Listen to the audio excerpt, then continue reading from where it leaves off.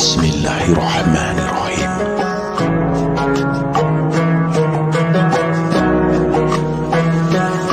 Ketika berada di Badar, Rasulullah SAW yang langsung turun menjadi panglima mulai merancang strategi perang agar bisa menang.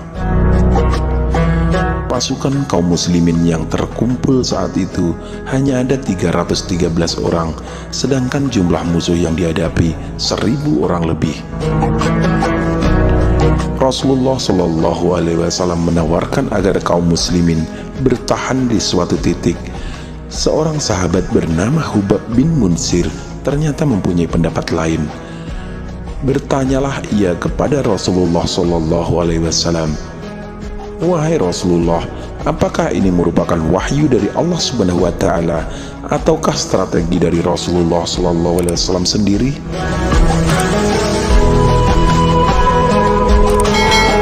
Setelah Rasulullah SAW menjelaskan bahwa ide tadi murni dari beliau sendiri, barulah Hubab bin Munsir menawarkan idenya, yaitu mempertahankan tempat di dekat sumur air sehingga pasukan muslimin bisa menguasai sumur yang tentunya akan diburu pasukan musuh untuk menambah tenaga.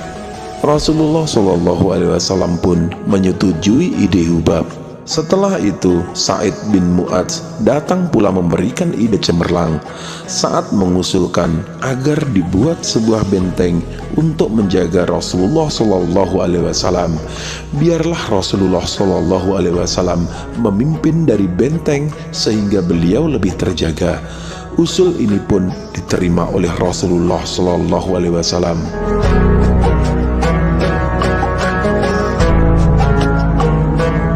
Dalam persiapan menuju perang Uhud, Rasulullah SAW juga menunjukkan kesenangannya bermusyawarah dengan para sahabat.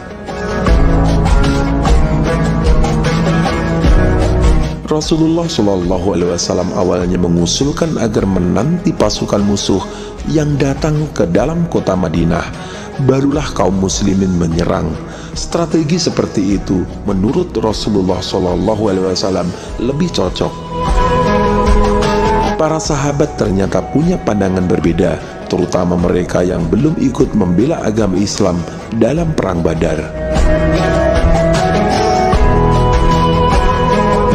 Para sahabat mendorong Rasulullah SAW membuat keputusan menghadang musuh keluar dari kota Madinah saja.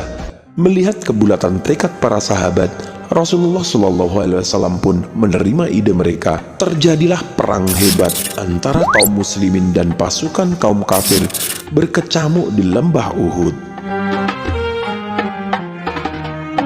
Adapun dalam perang Ahzab, Rasulullah SAW dan kaum muslimin menghadapi masa yang sulit.